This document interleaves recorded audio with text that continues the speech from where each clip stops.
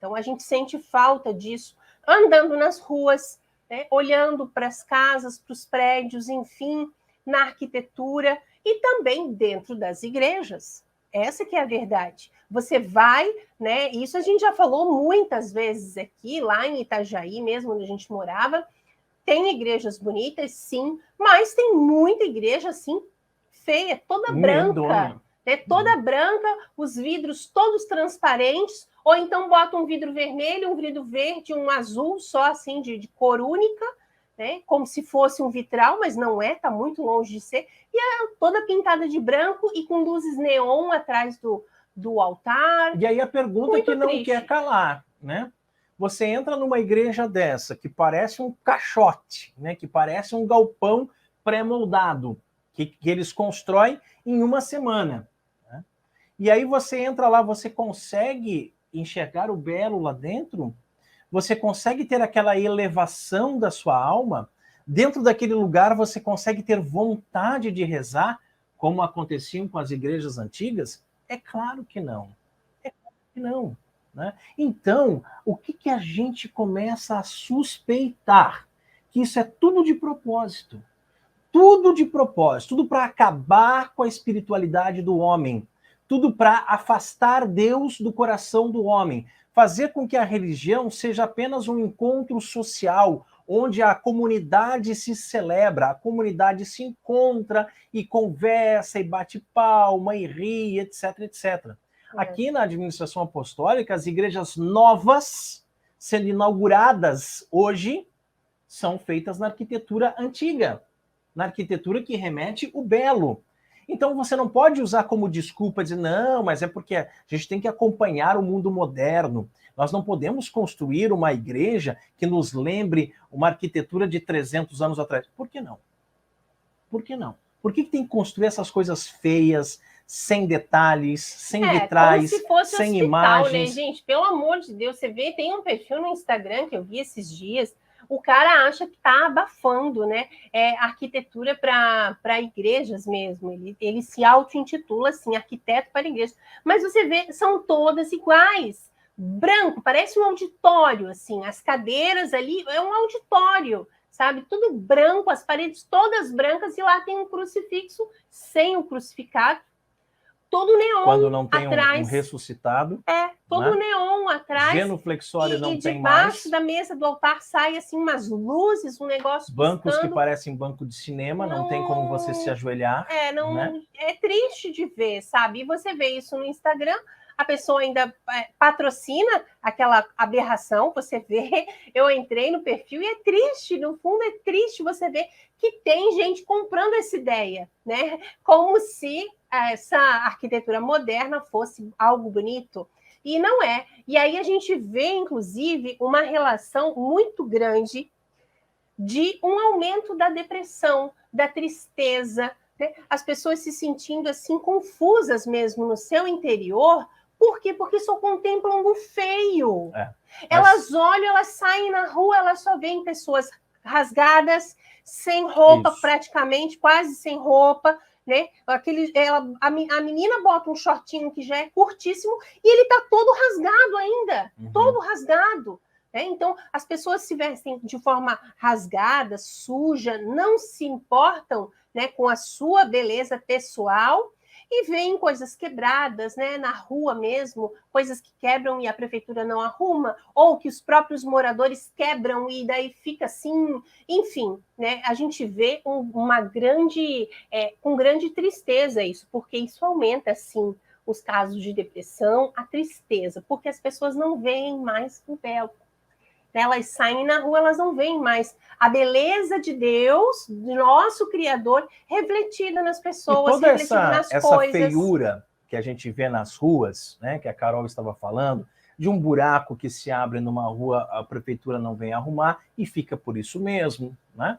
De um lixo que é jogado num terreno baldio e que ninguém nunca vem limpar e que está sempre cheio de urubu em volta, né? E aqueles fios dos postes todos trançados com não sei quantos tipos de operadoras de celular e de internet e tudo, aquela montoeira de fios se entrelaçando, aquelas casas feias, sem pintura, uma arquitetura quadrada, feia. Aí você pensa, bom, pelo menos dentro da igreja vai ser diferente, mas não, na igreja é igual, aquelas igrejas feias, que não remetem ao belo, que não elevam a alma. E aí tudo isso acaba refletindo no próprio ser humano. Por isso que a Carol falou tanto das pessoas mal vestidas, vestidas com roupas rasgadas, né? Pessoas que usam o seu corpo como se fosse uma página de gibi. É o corpo todinho desenhado, tudo desenhado, né? E não é raro você ver, porque a gente já tem uma certa idadezinha, né? Então, quando eu era mais jovem, quando eu era criança, adolescente, você muito raramente encontrava uma pessoa com uma pequena tatuagenzinha. E aquilo ali enganava a gente. A gente era jovem, era novinho, assim, dizia, oh, ele tem uma tatuagem, olha que legal, que bacana, uma tatuagem. Eu até pensei em fazer tatuagem naquela época. Meus pais não deixaram, graças a Deus. Muito obrigado, papai, muito obrigado, mamãe, que não deixaram, né, eu fazer. E depois tirei isso da minha cabeça, nunca mais quis fazer tatuagem na minha vida. Hoje é raro você encontrar uma pessoa que não tenha tatuagem. E entre as pessoas que têm tatuagem, é raro você encontrar uma que só tenha uma tatuagemzinha pequenininha, porque são várias, grandonas, pelo corpo todo. Parece que coisa muito sem noção, né, gente? Essa questão da tatuagem, a gente sempre costuma brincar, né? É muito comum você ver um Fusca cheio de adesivo, cheio. Coloco vários adesivos no Fusca, mas não na Ferrari, né? Ferrari você não coloca adesivo. Então, o seu corpo você tem que ver como uma coisa preciosa. Comparando a uma Ferrari, que é um carro caro, né? Fazer nesse sentido, você tem que ver que o seu corpo é templo do Espírito Santo, é algo valioso, é algo precioso aos olhos de Deus. Não para você ficar enchendo de desenhos. Os meus alunos costumavam perguntar muito, né? Ah, professor, mas você não vai fazer uma tatuagem? Assim, ó, se Deus quisesse que eu tivesse um desenho no meu corpo, eu já teria nascido com esse desenho, né? Mas se eu não nasci com esse desenho é porque Deus não quis. Então, quero fazer a vontade de Deus, né? E hoje a gente foi no mercado, aqui perto de casa, né? A gente foi comprar pão, umas coisinhas. E tinha uma senhora na minha frente, na padaria, assim. E aí eu olhei para a perna dela, ela estava de vestido, mas a perna dela tinha como chama aquele negócio dos extraterrestres? Um disco voador. A tatuagem dela era um disco voador na panturrilha. Um disco voador com uns fiozinhos assim, como se fosse, né, abduzir e tal. E um dinossauro lá embaixo. Uhum. Mas parecia desenhado por uma criança. Sabe aquele dinossauro assim, todo arredondado, assim, ela redondo? Fez na prisão, certo? Sei lá. Na cadeia. Gente, mas é como que eu falei? Uma nave espacial, um disco voador, que está abduzindo um dinossauro, mas aí você fica pensando, o que tem a ver isso, gente? Não, o que tem a ver?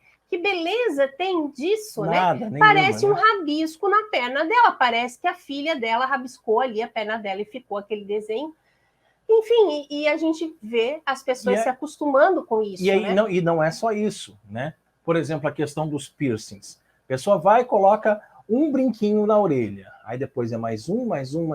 Quando vê, a orelha tá toda cheia de... Daí vai um no nariz, daí vai um no mamilo, né? Aí daqui a pouco tem até na alma tem piercing. As pessoas se enchem dessas coisas. Parece que é bonito ser feio. Parece que é bonito ser feio. Tem que fazer para chocar. Tem que fazer para chamar atenção. Tem gente que faz chifres, coloca uns implantes por baixo da pele, faz um chifre, aí modifica o nariz e modifica não sei o quê. Fica tudo diferente, né? Não parece um ser humano, parece um ser extraterrestre mesmo, um reptiliano, né? Tem pessoas que você olha na rua que você não consegue identificar se é um homem ou se é uma mulher, né?